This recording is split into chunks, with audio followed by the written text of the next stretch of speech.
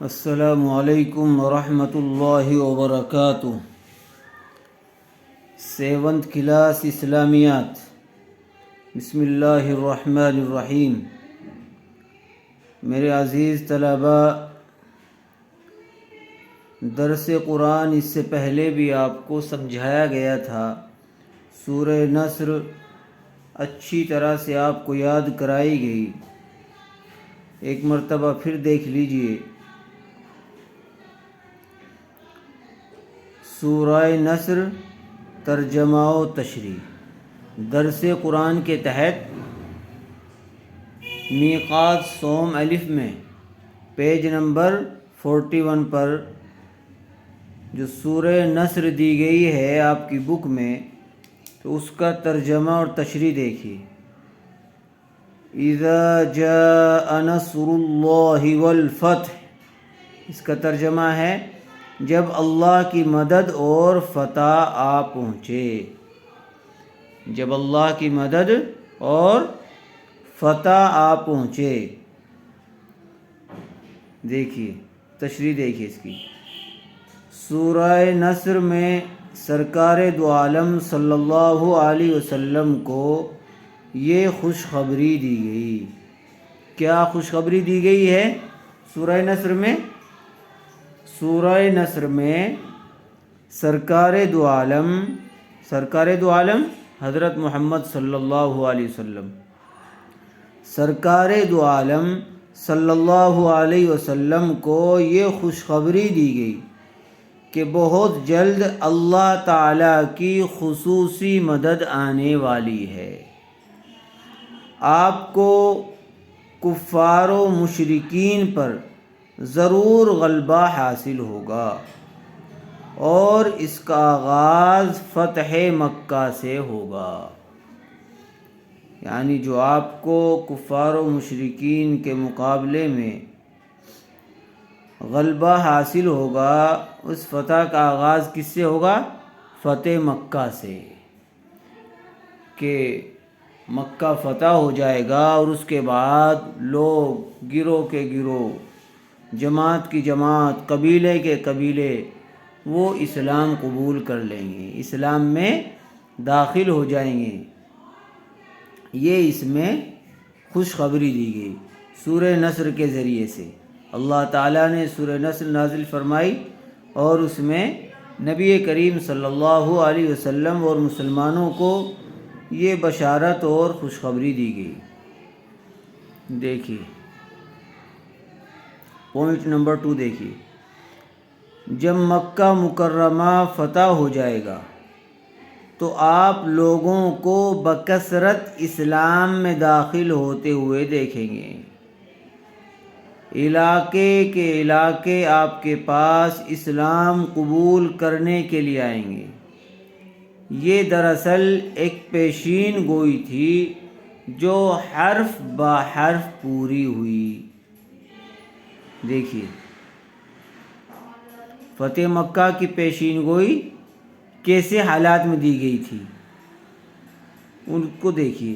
فتح مکہ کی پیشین گوئی ایسے حالات میں دی گئی تھی کہ جس وقت بظاہر مکہ مکرمہ فتح ہونے اور اسلام سارے عرب میں پھیلنے کی کوئی امید نہ تھی۔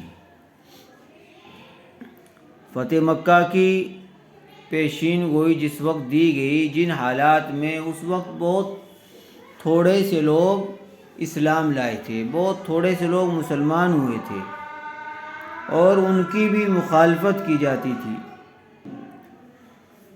تو ایسے مشکل حالات میں جب بظاہر دین اسلام پھیلنے کی صورت کوئی نظر نہیں آ رہی تھی، مخالفت کا دور تھا، اور ایسا معلوم ہوتا تھا کہ دین اسلام کو پھیلنے سے پہلے ہی ختم کر دیا جائے گا۔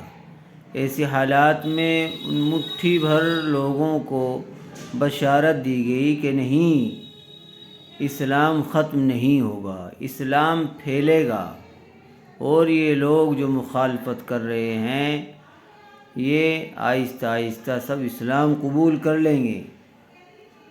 تو فتح مکہ کی پیشین گوئی ایسے حالات میں دی گئی تھی کہ جس وقت بظاہر مکہ مکرمہ فتح ہونے اور اسلام سارے عرب میں پھیلنے کی کوئی امید نہ تھی، اس لیے کہ مکہ مکرمہ میں قریش کی حکومت تھی۔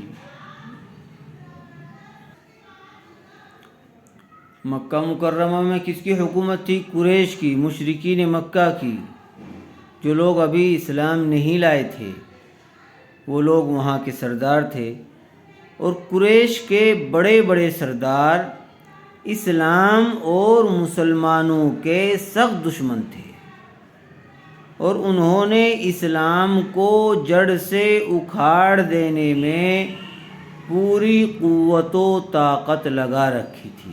تو ایسے حالات میں بظاہر ایسا معلوم ہوتا تھا کہ یہ لوگ تو سب کچھ ختم کر دیں گے، لیکن ایسے حالات میں قرآن کے ذریعے سے یہ بشارت دی گئی کہ نہیں، اسلام بھی پھیلے گا، مکہ بھی فتح ہوگا، اور عرب کے لوگ اسلام میں داخل ہو جائیں گے۔ آگے دیکھیے، ملک عرب میں قریش کا بڑا مقام و مرتبہ اور رعب و دبدبہ تھا۔ ملک عرب میں قریش کا بڑا مقام و مرتبہ اور رعب و دبدبہ تھا۔ عرب کے کچھ لوگ اسلام تو قبول کرنا چاہتے تھے۔ اب سوال یہ ہے کہ کیا عرب کے لوگ اسلام لانا نہیں چاہتے تھے، اسلام قبول کرنا نہیں چاہتے تھے؟ نہیں، عرب کے کچھ لوگ اسلام تو قبول کرنا چاہتے تھے، لیکن قریش کی مخالفت سے ڈرے ہوئے تھے، اور کچھ لوگ اس انتظار میں تھے کہ جب قریش اسلام قبول کریں گے تو ہم بھی کریں گے۔ یعنی جب قریش جو بڑے بڑے سردار ہیں، جب یہ لوگ اسلام قبول کر لیں گے تو ہم بھی کر لیں گے، اور وہ برابر اس بات کے منتظر تھے، انتظار میں تھے کہ دیکھیں غلبہ رسول اللہ صلی اللہ علیہ وسلم کو ہوتا ہے یا قریش کو ہوتا ہے۔ یعنی بہت سارے لوگ اس انتظار میں تھے کہ دیکھتے ہیں پہلے کہ غلبہ کس کو ہوتا ہے، کہ اگر قریش کفار و مشرکین کا غلبہ ہوا، مسلمانوں کو ختم کر دیا، تو ہم تو ہیں قریش کے ساتھ، اور اگر نبی کریم صلی اللہ علیہ وسلم کو غلبہ ہو گیا، مسلمانوں کو فتح ہو گئی، تو پھر ہم بھی اسلام قبول کر لیں گے۔ تو عرب کے کچھ لوگ اسلام تو قبول کرنا چاہتے تھے، لیکن قریش کی مخالفت سے ڈرے ہوئے تھے، اور کچھ لوگ قریش کے اسلام قبول کرنے کے انتظار میں تھے۔ اللہ تعالیٰ کا فیصلہ اسلام اور مسلمانوں کے غلبے کا تھا۔ اللہ نے اسلام کے پھیلنے کا اور مسلمانوں کے غلبے کا فیصلہ کر لیا تھا اپنے یہاں، اس لیے اسلام کو کوئی نہیں مٹا سکتا تھا، اور نہ انشاءاللہ کوئی قیامت تک مٹا سکتا ہے۔ اللہ نے اس کی حفاظت کی ذمہ داری خود لے رکھی ہے۔ اللہ تعالیٰ نے آپ صلی اللہ علیہ وسلم کو پہلے ہی بذریعہ وحی اس کی اطلاع دے دی تھی۔